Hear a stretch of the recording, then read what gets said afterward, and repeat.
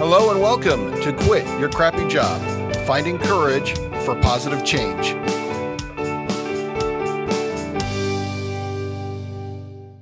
Well, hello and welcome to another episode of Quit Your Crappy Job. I am your co-host, Scott Wilson. And I'm Jeff Hughes. It's great to be here today, Scott. Absolutely. And we have a really good guest today. Her name is Elise Oras, and she is the co-founder and head of strategy for the Wheels Up Collective. How are you doing today, Elise? Great. Thank you for having me. Oh, we're glad to have you here and have you share your story of your career transition or journey, perhaps shall we call it. So before we get too much into this, everyone at this point knows about Jeff and I. Why don't you give us a little bit of background about yourself, who you are, what you like? I don't know, just a little bit of background about yourself to provide some context to the story you're going to be sharing. Yeah, go ahead. Yeah, I've been a marketing professional, I guess you could call, for 20 years now, and kind of have a background that is a little bit broad. I have worked for startups. I've worked for large companies. I've worked for startups that have been acquired multiple times by larger companies. So I really focus on growth and scaling and how companies can use content marketing, especially, but digital marketing as a whole, to really tell their story in a more authentic and genuine way versus kind of just like throwing marketing speak down your throats. And I think one of my, we'll get into this as I talk about career changes, but one of the things I kind of hold passionate is like work-life balance and really taking time for yourself, your family, for the things that are important, and that not really defining yourself by your job or your title or who you work for. So that's kind of a little bit about my professional background. And then personally, I live in Raleigh, North Carolina, after living in Seattle and Detroit, and from Detroit originally. And also kind of moved down here because, we were living in Seattle. The pace was just, I love Seattle, don't get me wrong, but I think we needed a different pace. We needed a kind of a slower place to live. And I love being down here. Love the South. Yeah, well, it definitely has better weather than Detroit, right? And Seattle. A little bit less rain. Yeah, the funny thing about Seattle is it's the only place I've been in the U.S. where you're in freezing temperatures, and everywhere else it would be snowing, and there it's raining or misting, right? Yeah. It's incredible. So you get really wet. The snow will kind of brush off you, but there in the winter, you can really get just soaked, right? Yeah, and you don't use an umbrella. Yeah. Can't do that. Yeah. But yeah, Seattle's a beautiful city for sure. All right, perfect. Now, one point you and I had a conversation just to provide some additional context. You'd worked for a large software company we won't name, but you had told me you had traveled like, I don't know, some crazy amount of miles in a year. Yeah. Right? It was so. Yeah, actually, this goes back for back. A couple companies. I previously worked at Microsoft. It was one of my first like really big travel jobs. I worked in events there for Microsoft retail store. Amazing job, great opportunities. Got to hang out with rock stars, and it was just actually surreal when I think about it. But that meant I was on the road all the time. And there was actually one time we had multiple store openings in about a 3-week span in one November. And I think I was gone 49 days. I didn't come home. Wow. Because it was just easier to go to the next city Right. than to fly back to Seattle. So that kind of started it. And then the following job, again, events was a big part of that role. So I was going from trade show to trade show to sales kickoff to this meeting in whatever city. And I think that kind of that felt normal. It was part of your job, and Right. That's what you did. And so my last company, it's kind of funny. I wasn't in events, but I worked in the Bay Area, but living in Raleigh, and I had to go into the office about every 3 weeks. So I would commute. This is just so funny to think about. I would commute 3,000 miles about every 3 weeks, and that felt absolutely normal. My husband and I, for the first 3 years of our marriage, didn't see each other very often, and that felt normal. So thinking back now, that all slowed in the pandemic or stopped in the pandemic, and then all of a sudden I was home for a few months, and I was like, it's kind of nice to be home because I had never had that.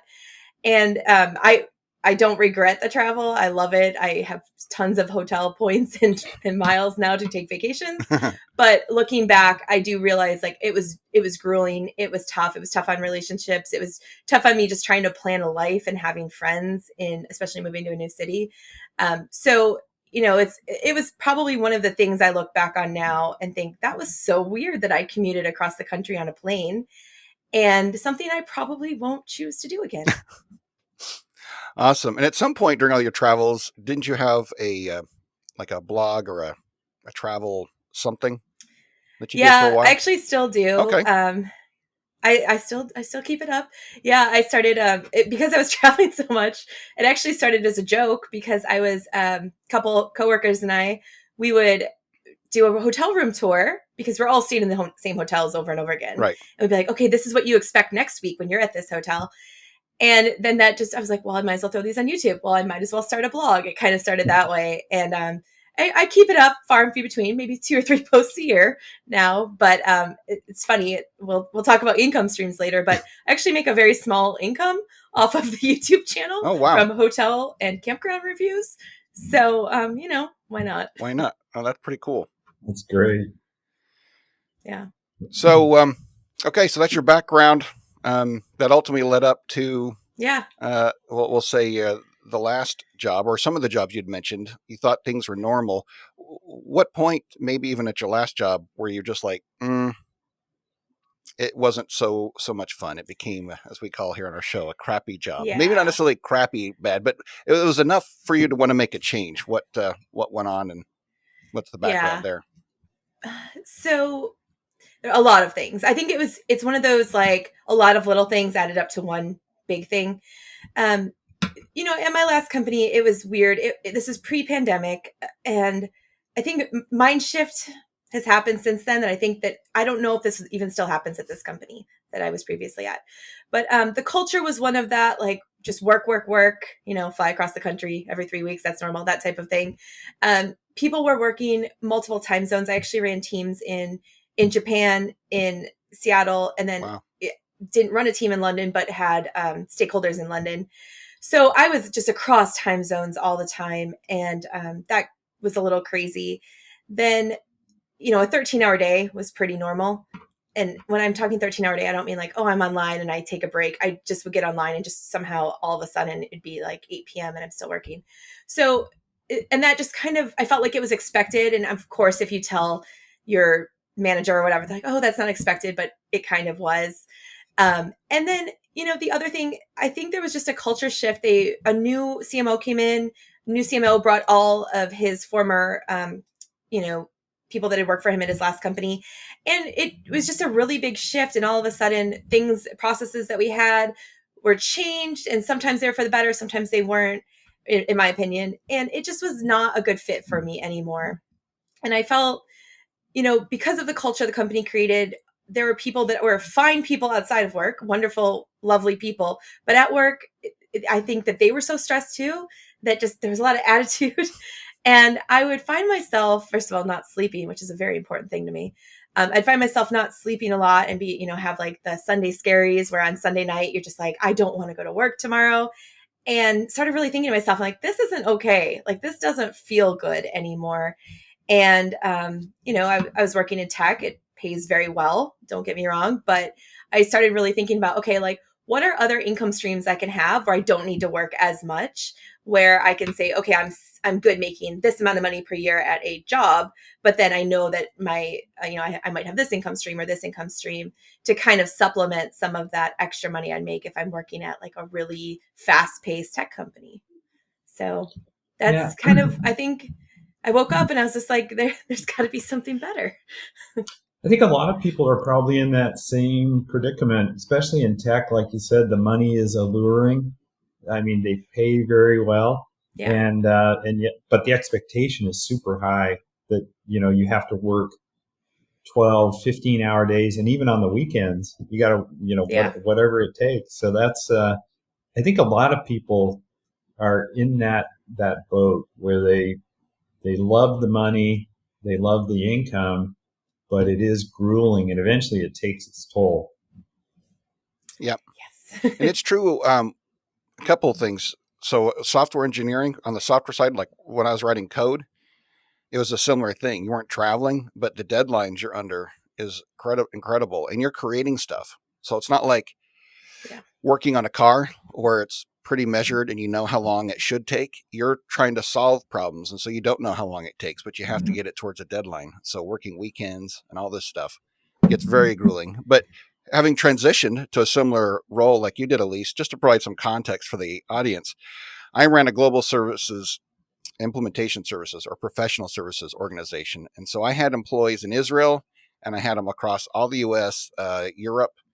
And so the typical day, right, when I'd get up at 6 in the morning, I could already take meetings for the folks in Israel and Europe. And I often would because we needed stuff to get done, right? They already had a client site, they needed help, there's something.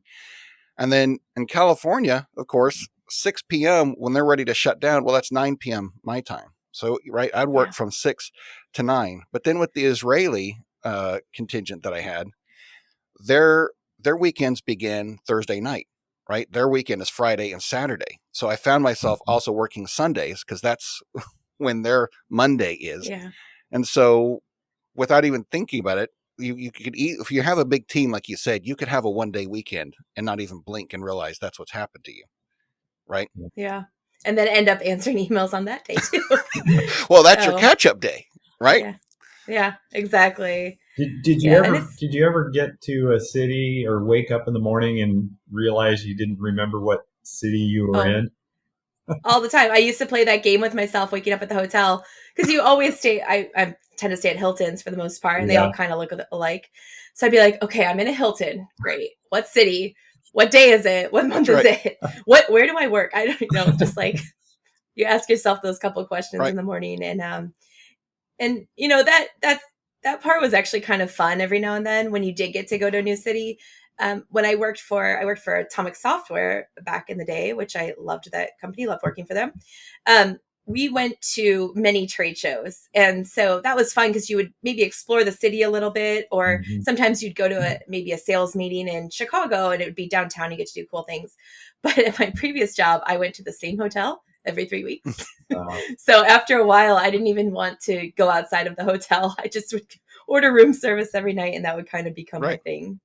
And So some of the little nuanced things, at least, that maybe a lot of our audience isn't aware of when you travel like this. Like when I go to a hotel, I would keep the little sleeve to give the key cards in because it had the room number in, right? yeah, Because well, you have to. you'll forget, especially like you're Yeah, saying. I would do that same thing. A lot of times you just start going to the same hotel because that's one less thing to have to worry yeah, about, right?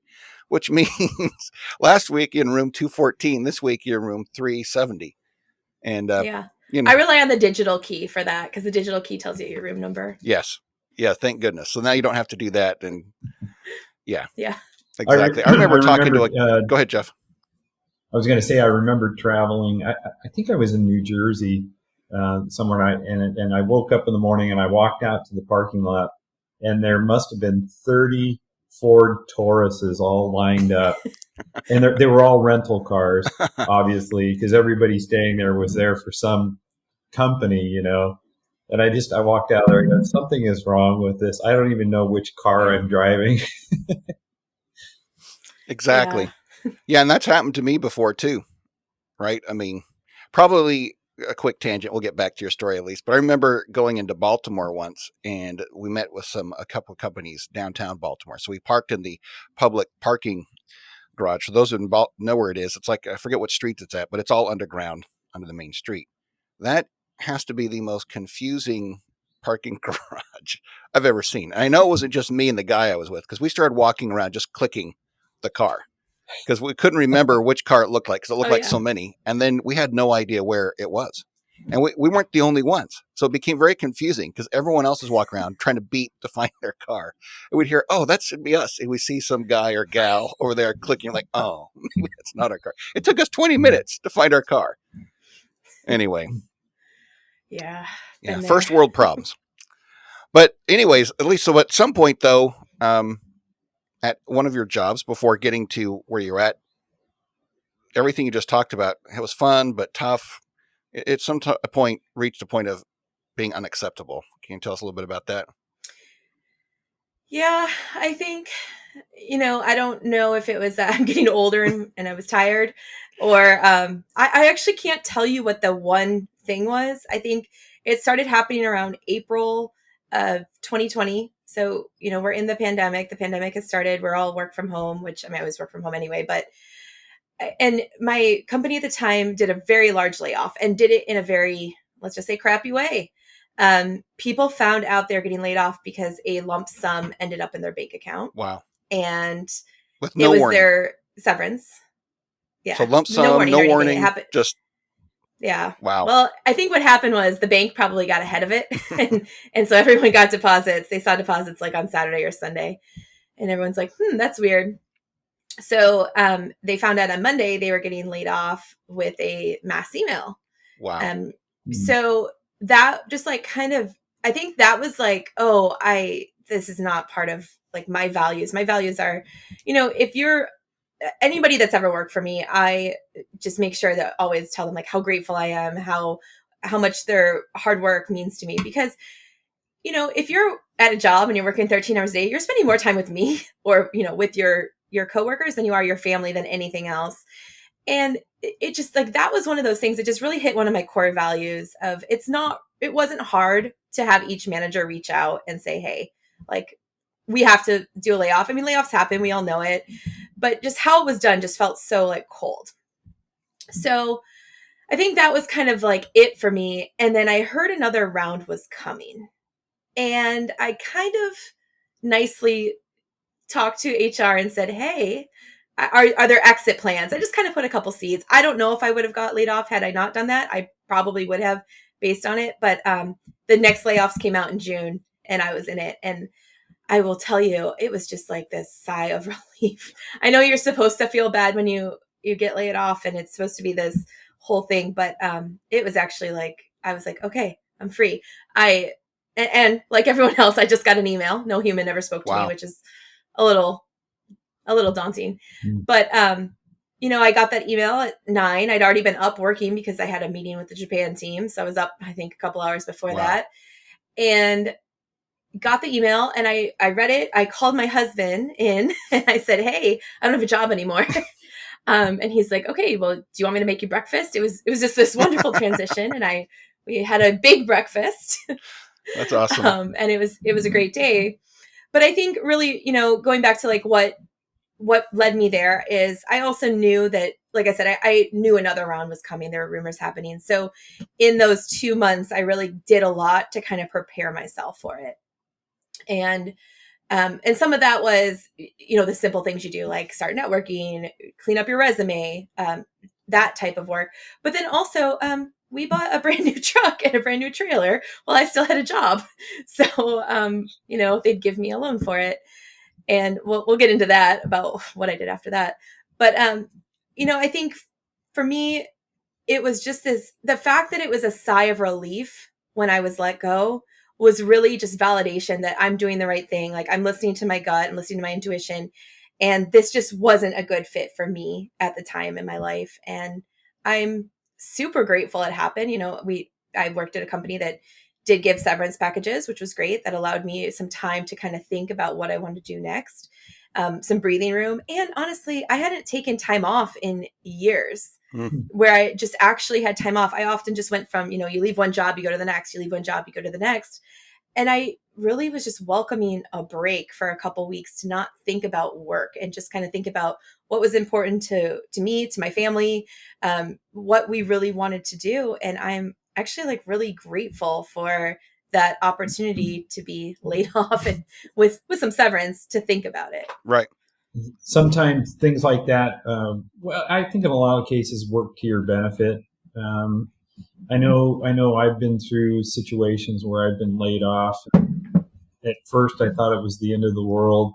And then other doors open up and other opportunities. And, looking back, I see that, that it was a good thing. Going through it is usually not a whole lot of fun, but looking back, it turned out well. Well, except in your case, Elise. That's exactly right? How I feel. You were just like, oh, that's a relief. Wait a minute. That's a relief. Right? Yeah. Now, did you have It anybody? was not the feeling I expected. I will say that. Even though you sort of asked for it that's interesting. Now, did Yeah. you have anyone working for you for that first round? You said people got the severance on a weekend. I mean, if anyone's working for you, did Yeah. you have anyone call you over the weekend or like, hey, is there something going on or anything like that? Not on my direct team, but on peers teams. Yeah. It was a good portion of the marketing team actually. So, Wow. yeah. And just an email. Yeah. Yeah, it's so No impersonal. humans. You know, I'm think I'm similar to you, Elise, and I know Jeff, you're the same way. I've had to let people go several times in my career. It's not something I enjoy doing. I don't think anyone that's Mm-hmm. decent likes it. But geez, I think people at least deserve a face-to-face conversation, right? To at least talk about it, You right? would You think. would think. Yeah. Yeah.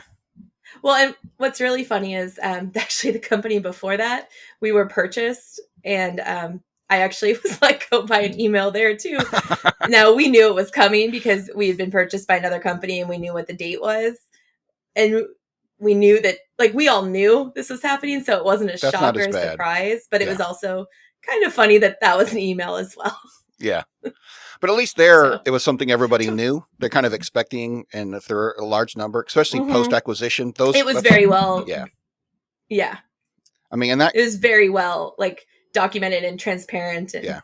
yeah. So in other words, there's a right way to lay people off by email, and there's definitely a wrong way, and the surprise is definitely a I wrong way. still don't think there's a right way. I think if someone's working for you, you should probably have like a Yeah, conversation with exactly, them. Yeah. absolutely. Personally, I would do that at my company, but yeah.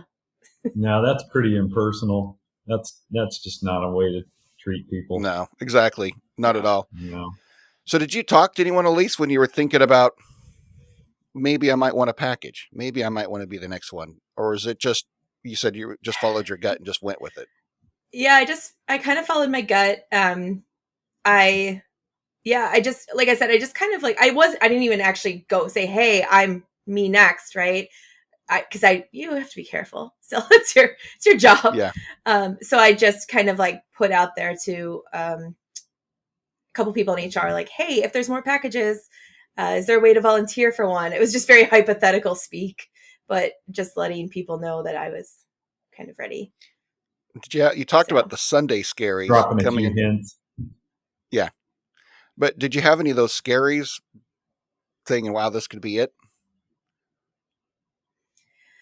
no, actually, at some point, I think I was. Um, Done.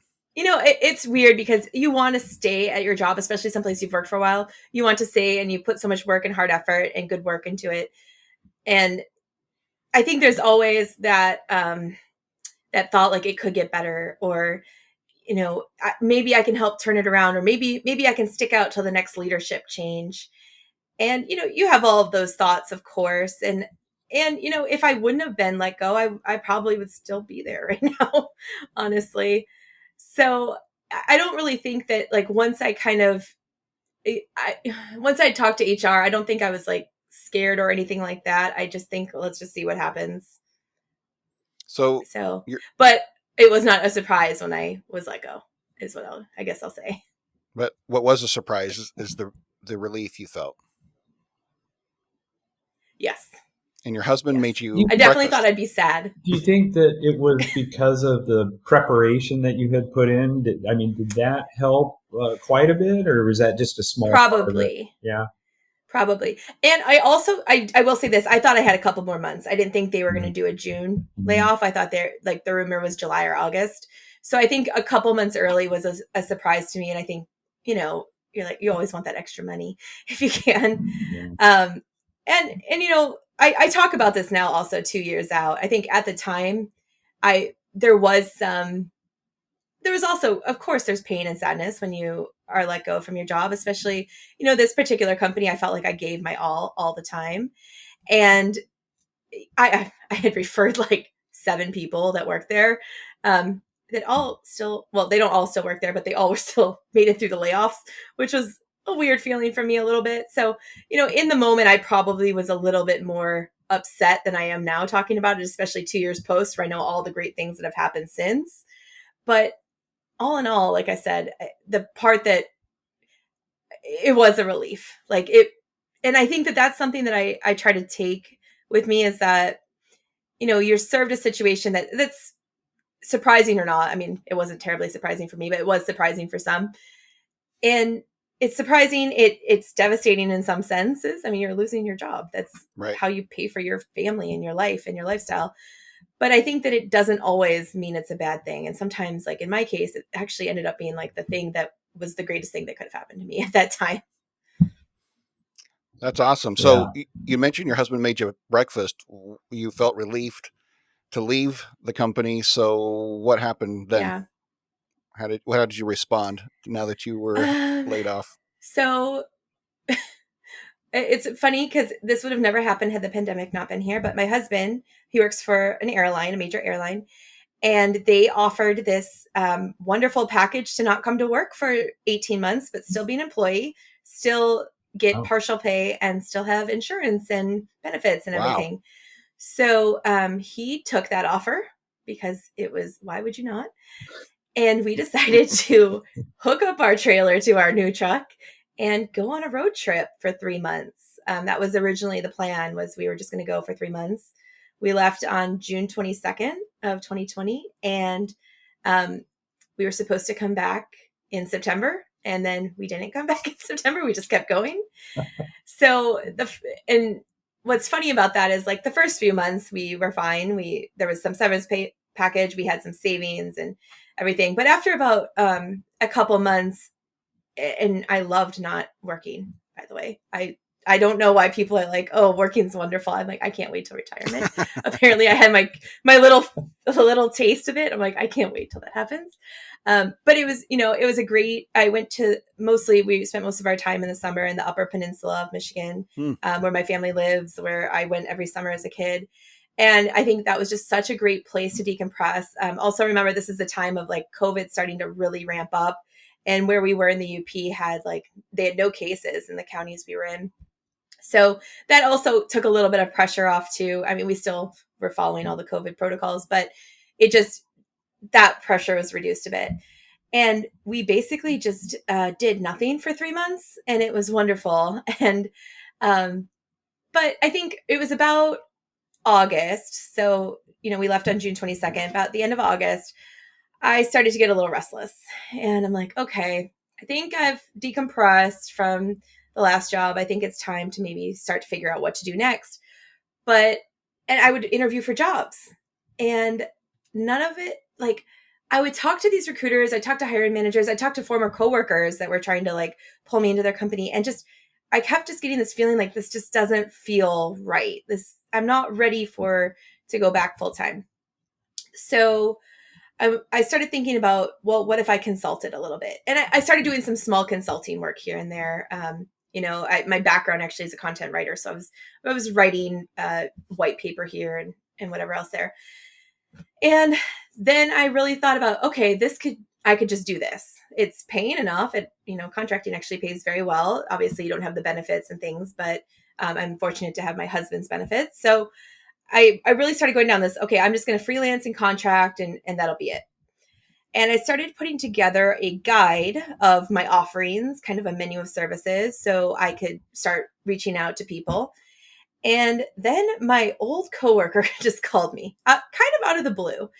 And she saw some posts on social that I didn't have a job. And so she's like, let's talk. You know, and turns out she also left her job, which I don't know if she would call it crappy or not, but it wasn't a good fit for her. Um, she left her job, and we were both kind of in this waiting room of what do we do next. And she's really good at some stuff that I'm really bad at, and I'm really good at some stuff that she's really bad at. And during our phone call, we kind of figured that out. And so by the end of our phone call, which was about an hour and a half long, we decided, let's put on paper what we want to do, and let's compare and see if there's a crossover. So like 2 days later, we get on the phone again, and we're like, yes, we have a perfect blend of what we want to do. And by the end of Labor Day 2020, we had a functioning website. We had a business plan. We had documents drawn up. We were a company, and it just kind of organically happened. We didn't know if it would work. We didn't know if this is something that we could actually sustain or pull off, but we're like, you know what? Let's try. And our first client was a friend.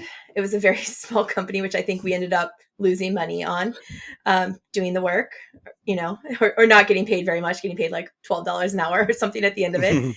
But it was a great like test. And then we started kind of getting these other small pieces of business in, and we learned, well, we made a lot of mistakes that were nothing like you can't come back from or something like that. So small mistakes, like maybe undercharging here or not scoping enough hours as to what something actually takes. And so it was great to kind of like learn this stuff off the bat, where it was really just kind of the two of us and like a couple other people that were helping here and there. And then we, I think in January of 2021 is really where we started to take off. We started hitting our networks of former coworkers who now are at all these other companies, and it just kind of worked out. We got a contract here, another person referred us, and we just really started growing our team. And, as of, I don't know how many clients we have now, I think like 19 that are current retainer clients, but, cause we're in spring of 2022 now, it just kept growing, and it's like, it's working. It's sustainable. This is our job now. It's awesome. kind of funny to think of it like that when it just started as a small idea. But I kind of skipped ahead there. But yeah, well, I wanted to go that's back. How it started. Yeah, Elise, because you're saying in January things started taking off. Were you still in this trailer, or at what point did you come back home? Oh yeah, so I was still in the trailer. You were. So yeah, I started my company from the trailer. Yeah, that's great. Up in the which is funny. So I should state, like, this isn't like we didn't have like a great bus or something. Like people sometimes think of a trailer of like, no, our trailer is 160 square feet, 20 feet long. We have a dinette in it and a bed that's a Murphy bed couch. It's very small. So a lot of times I'd be on calls and also in the middle of nowhere. You're taking calls from the UP, for example, where we were in Lake Travis. It has no cell service. Mm-hmm. So I would have to drive to the grocery store, which has actually really good Wi-Fi, and sit in the parking lot of the grocery store for 4 hours a day and take my calls. So I'd have to block my calls. So there's some challenges there of starting. I don't necessarily recommend starting a business in a trailer in a place without cell service. But, you adapt quickly. You get in RV groups and say, hey, what does everyone use for internet? And we started to kind of, Chad and I, my husband, his name's Chad, we would get into our groove a little bit where he would go run errands when I had calls, or nicer places. If it was nice outside, I would go outside and have my calls. So we weren't necessarily on top of each other. And, it kind of became a funny joke with clients of like, where is she now? What's her background now? Because sometimes my background would be a trailer park, but other times I'd be like boondocking somewhere in Montana and there'd be these wonderful mountains behind me. So it was always fun to talk about. But, I think starting a business in a trailer, in all honesty, is not that much different than at your own home. Minus the fact that you do always have to worry about, do you have cell service? Do you have internet? And sometimes you have to wake up early and go to the Starbucks or go to the library or wherever to borrow their internet to make sure that you are actually connected. Wow. I suppose it's not much different than starting a company in a garage. You hear the stories of HP starting in a garage. And back then they didn't even have Wi-Fi. So, right. Yeah. Yeah, everybody has their challenges, but that's fascinating. What other than the internet struggles, what other challenges did you encounter along the way? Was it sounds like it was fairly easy to get customers, but what other challenges came about that maybe you hadn't anticipated? Yeah. Hiring, which is like everyone's having a problem with that. Yeah. We are.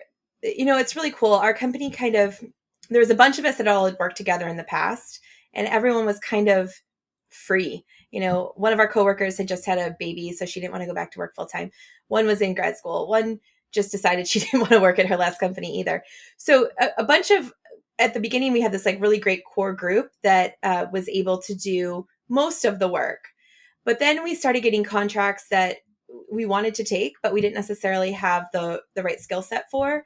And sometimes finding that skill set was a little bit difficult. It still is, honestly, even with we have a lot of people that are contractors, and so they might only be able to, be retained like 20 hours a week for us, where we need them like 30. So that becomes challenging here and there. Luckily, at this point, we've kind of solved that, but at the beginning, it was very challenging. And also, that meant that my business partner and I were doing a lot of the execution work, which didn't allow us a lot of time to help grow the company, which, we were lucky, and I'm really grateful that we had so many referrals from the work we had done. But looking back, I think we should have probably put a little bit more emphasis on growing ourselves, and marketing ourselves, and which we are doing now. But even now, like, we joke that the cobbler's kids, they don't get their shoes, or whatever that saying is. Yeah.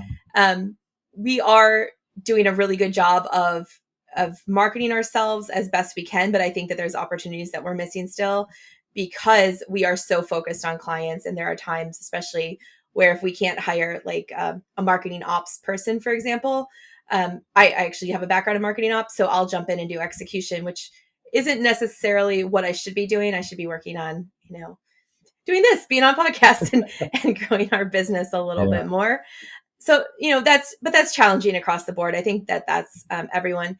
The other challenging thing is, we have this, it's one of our principles, is that we don't want to work with jerks, and we want, like, kindness is so important to us. And even when we hire new people, one of the biggest things we start to really look at is, like, is this person kind? Are they going to have the best intentions when approaching situations? Is there a true, genuine, just kindness? I keep going back to that word, but that's what it is. And I think that was a little challenging at first, because when you're first starting a company, you can't really be picky about clients. So we've been pretty fortunate to only have a couple situations where it didn't work out, where just, I think that the personalities, or like the type of relationship didn't work out. But at the beginning, I think we could be a little bit less picky about who we worked with, versus now we are able to have, pretty good discovery calls. And I actually, really, the problem isn't people being jerks necessarily. It's more about the expectations of a company or of a person that we just don't think that we can fairly meet, based on the amount of time, or the amount of effort, or the amount of budget that's available. So that was a challenge at first, is really figuring out what is that medium of we want to be picky, but we also need the clients, and how can we grow that, versus now, where I think we're in a really good spot, where we get to all of our clients are amazing and great. And I'm not just saying that, like, they really are.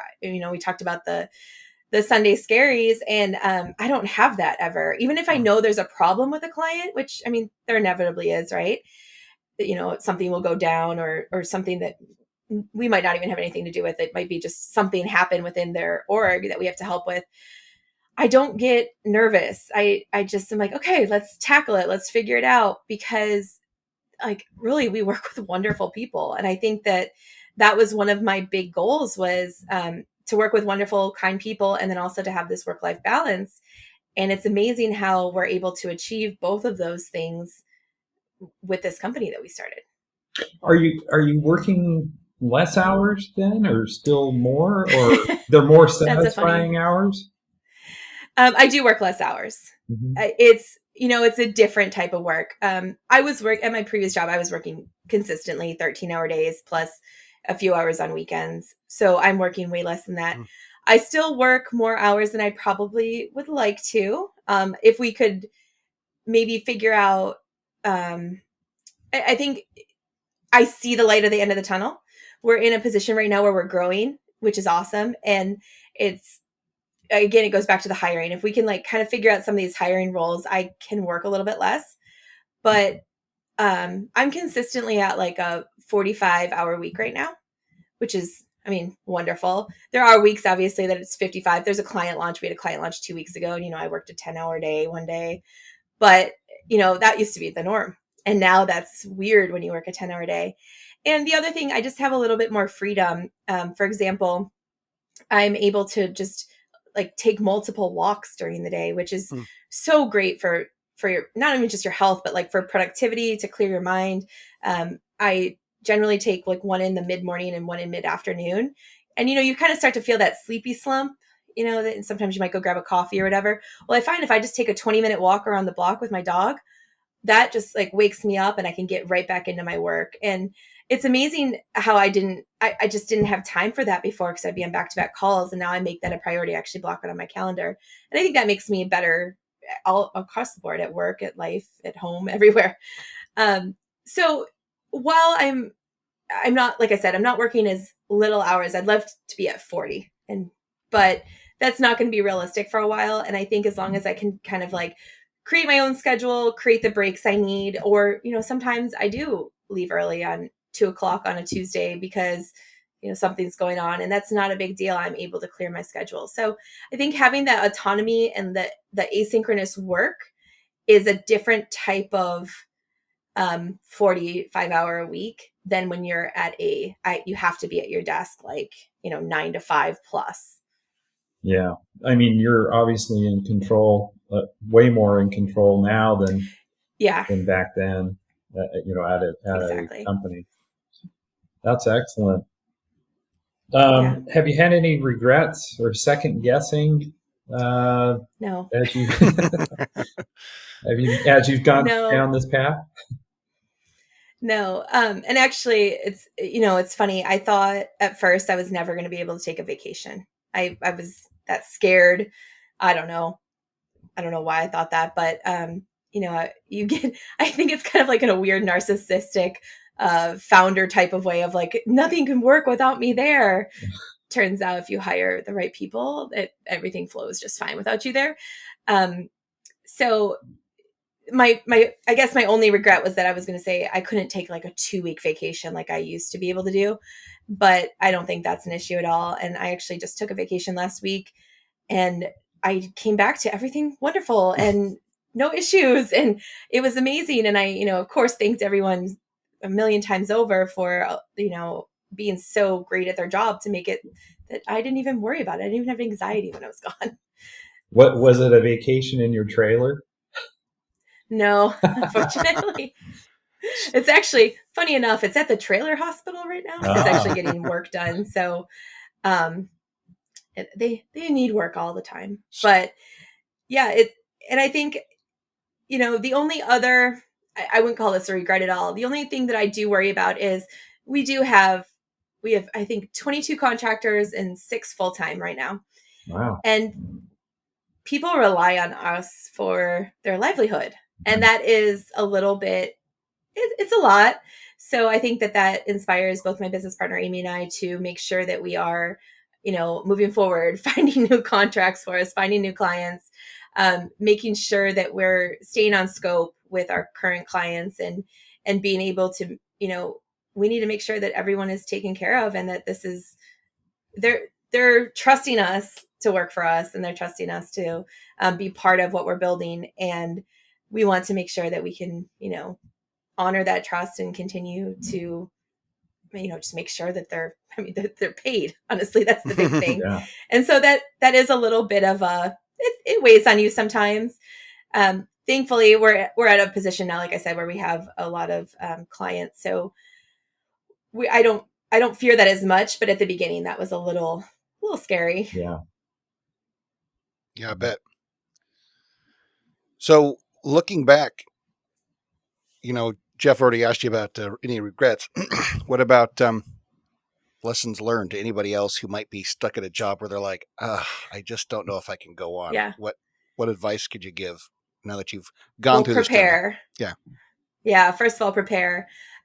Find other income streams if you can. So, we, and this is before housing went out of control, but we bought a rental house, for example, and have income from that.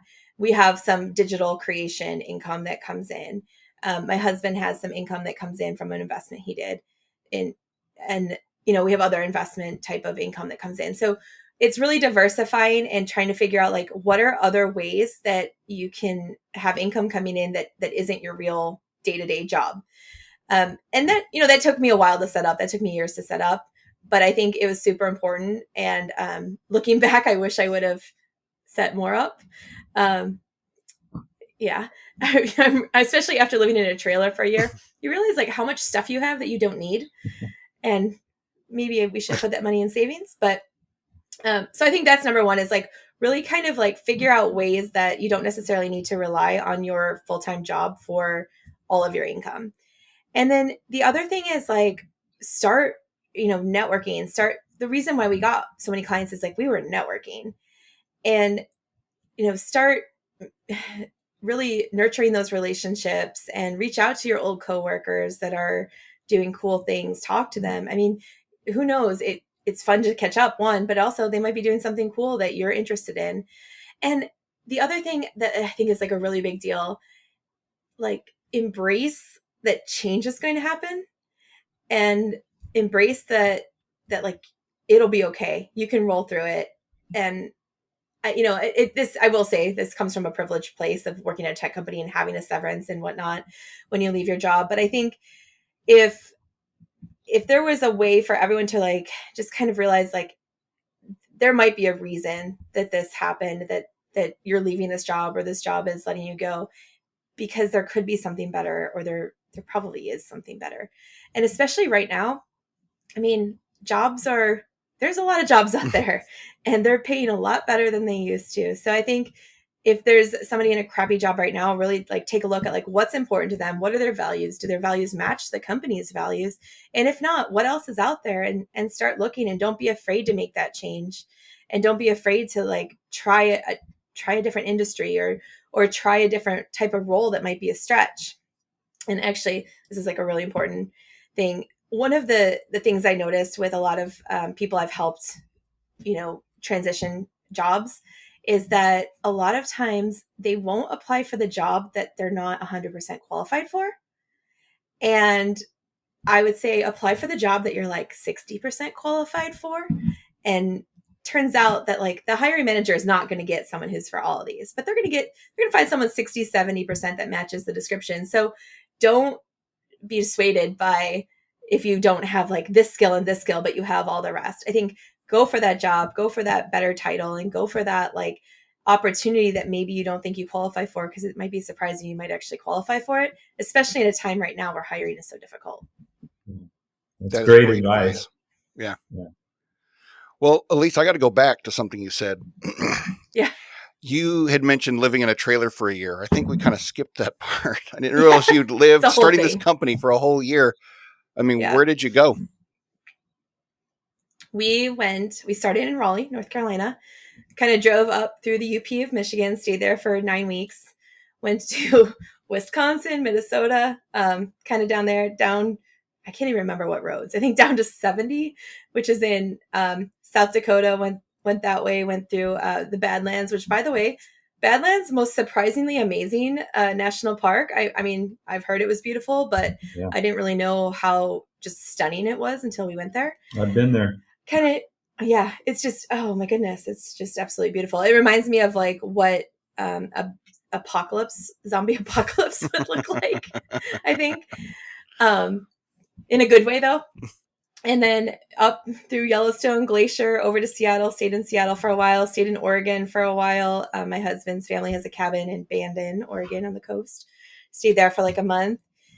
Came down to California. It was when COVID was like crazy and they closed all the campgrounds. Oh, no.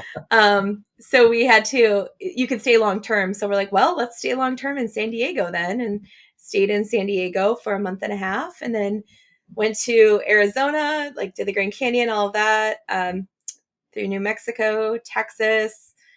Oh my goodness, I can't remember what states now. Alabama, Mississippi, hung out in Florida for a bit, and then came back up through Georgia and South Carolina. It was a year totally. We were gone 11 months. Wow. And and it's so funny because we were constantly moving, which seems stressful, but you're with your home. Your office is with you. Your home is with you. Everything you need is always with you. One challenge, though, which is kind of funny, and we joke, we're like, why did we do this? We'd have moving days, like on Tuesday, let's say.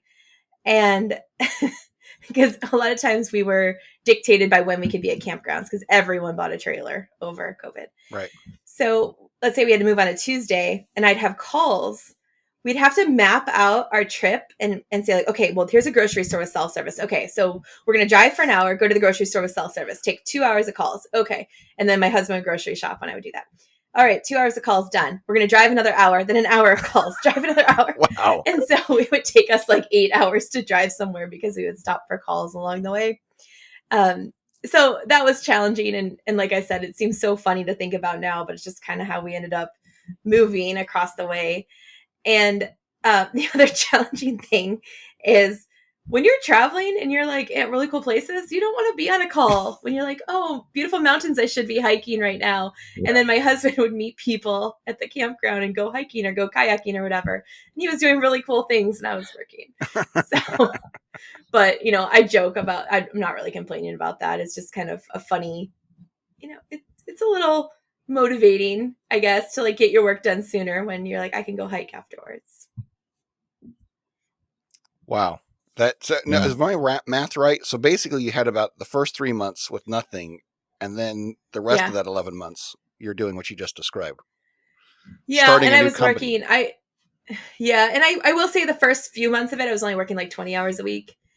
But come October, it was full. I was fully working with client calls and internal calls and all the calls.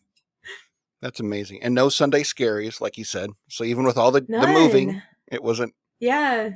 No, not at all. You know, at least that's the thing. I don't know what you think, Jeff, but for some of the folks we've talked to already, some of them have quit their crappy job to go into a place where they're working these crazy hours, but they're happier, or doing something else Yeah. that requires a lot of time, but they're happier. Any thoughts why that is? I mean, So I think anytime you can have asynchronous work or autonomy, you're going to be happier. And if you're doing something for yourself where it's your own business, there's just a different feeling. There's a different passion you have for it. And I think that's part of it. You know, you're growing something. And I don't know.